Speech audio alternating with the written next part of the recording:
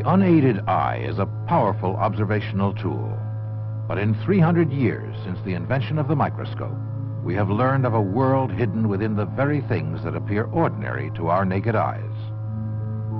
Pond water becomes, under the microscope, a teeming mass of microorganisms.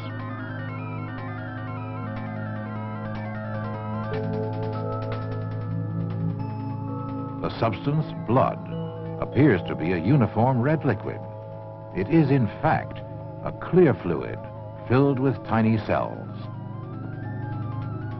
All living things, when enlarged, show new levels of structure, from leaf to cells to the tiny living particles they contain.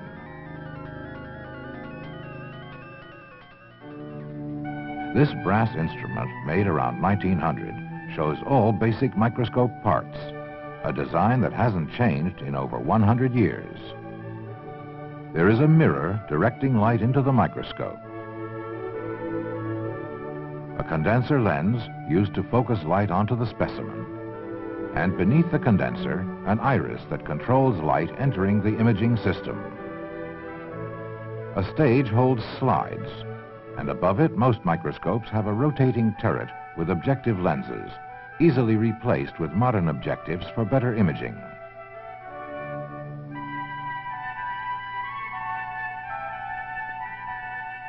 Coarse and fine adjustments smoothly vary distance between objective and slide, for this is how a microscope is focused. An eyepiece lens further magnifies the image beamed up from the objective and brings it to focus on the retina of a human eye. What microscope lenses do, in effect, is to optically move your eye right up to the slide. Of course, if you actually try this, you can't see microorganisms clearly because your eye's lens is unable to curve enough to focus at such close range. A tiny fish, by comparison, has great lens curvature. Through a minnow's eye, microorganisms look like this.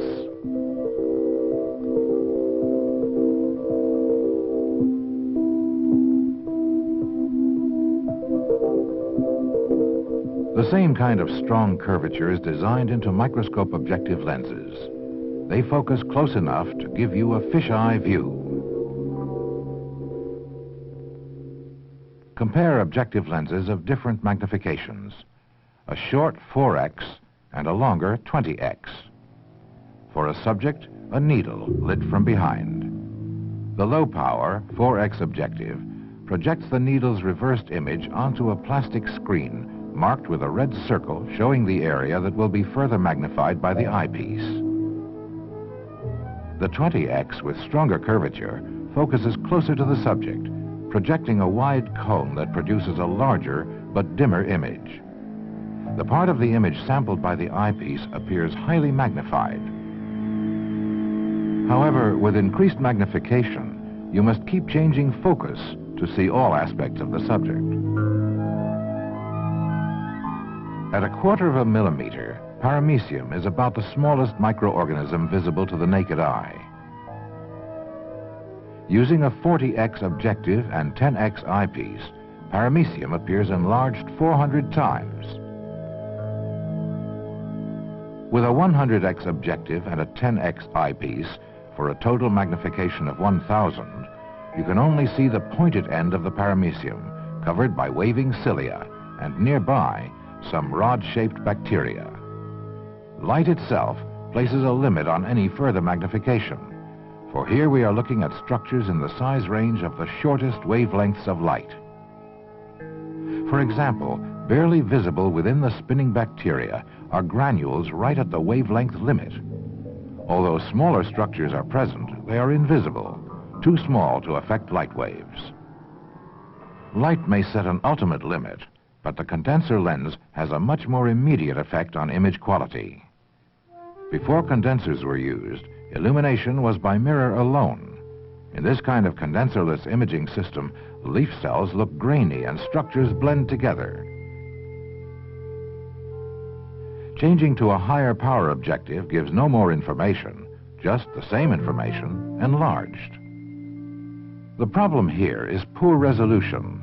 the ability of an imaging system to separate or resolve details. Focusing light onto the leaf with a condenser improves resolution. However, the image now has a washed-out appearance due to flare caused by light spilling in around the edges of the objective. Eliminating flare is the purpose of an iris that shapes the cone of light focused up from the condenser so that it just fills the lens.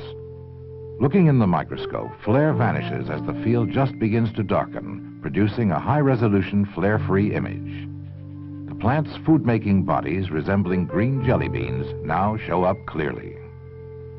When the iris is used to cut out flare, contrast, how the subject stands out against its background, improves. Further closing of the iris produces more contrast, but at the expense of resolution.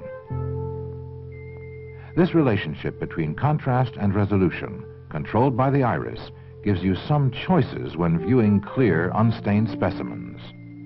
A case in point, living in a lake near our laboratory are organisms that are so transparent they are virtually invisible under normal bright field illumination. These strange creatures could only be seen by closing the iris beyond the normal amount in order to gain enough contrast to make structures like the eye and heart observable.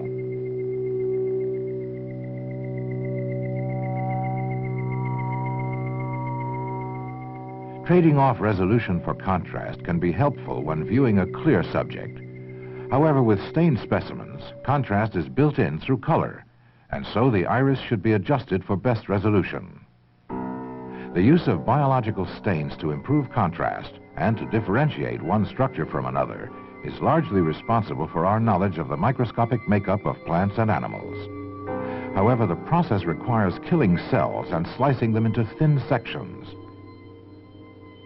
An option is to study microscopic subjects live, using special lighting techniques, like this dramatic change in lighting. It's a technique called dark field illumination. In its simplest form, dark field is produced by blocking light from the objective lens with a black paper disc.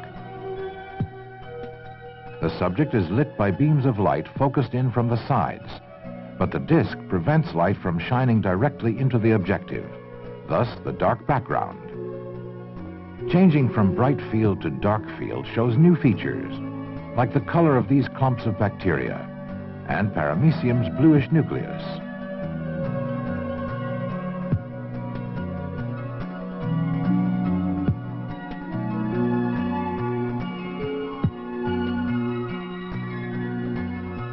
Many subjects are more interesting to look at in dark field. It is as though you had shrunk to their size, examining them in their own hidden world.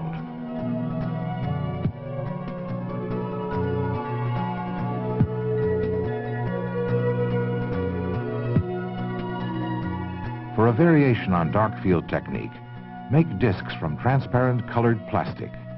Now subjects appear against a colored background, again lit by rays focused in from the sides.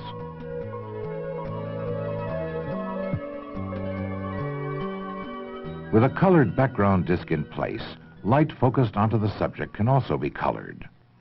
We tried this in order to see the faces of salt crystals, and what began as a way to get information from our crystals turned into a microscopic light show. As crystals began to dissolve and recrystallize, their newly formed faces made visible in reds and greens.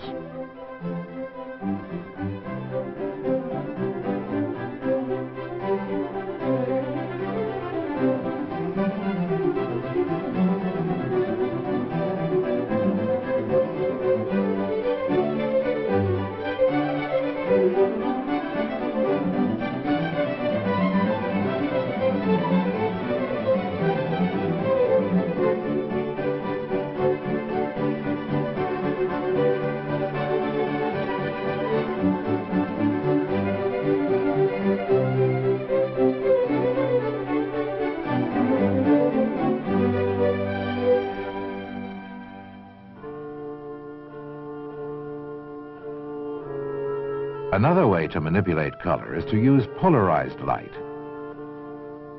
These changing colors give information about the composition and thickness of growing crystals. But these effects are only visible when crystals are viewed between crossed polarizers. In this case, lenses from a pair of sunglasses. Here is the principle. Rotate the polarizing lenses until they cross, extinguishing the light. Now the crystal shows up in colors not seen in normal light.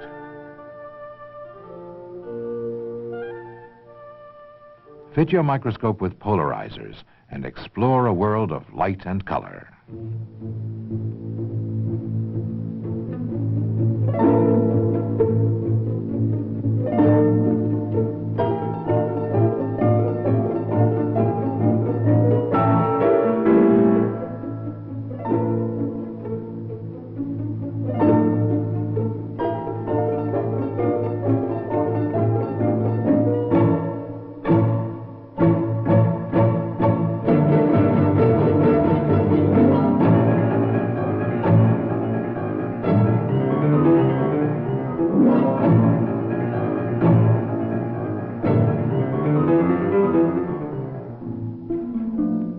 In living specimens, cross-polarized lighting may reveal hidden details, like the arrangement of muscle fibers in our transparent lake dwellers, or crystals within a living paramecium, features virtually undetectable under normal bright field illumination.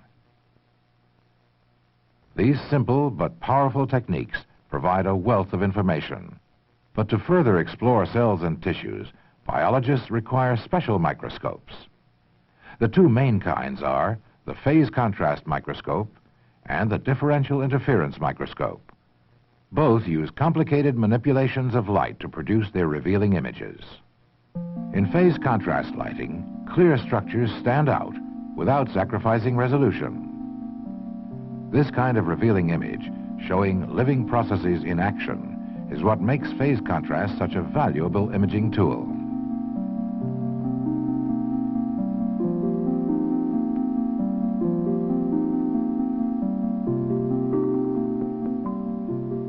The other and newer lighting method, differential interference, uses a polarization process to produce a different kind of image. Here there is a feeling of looking at an optical slice cut through a living cell.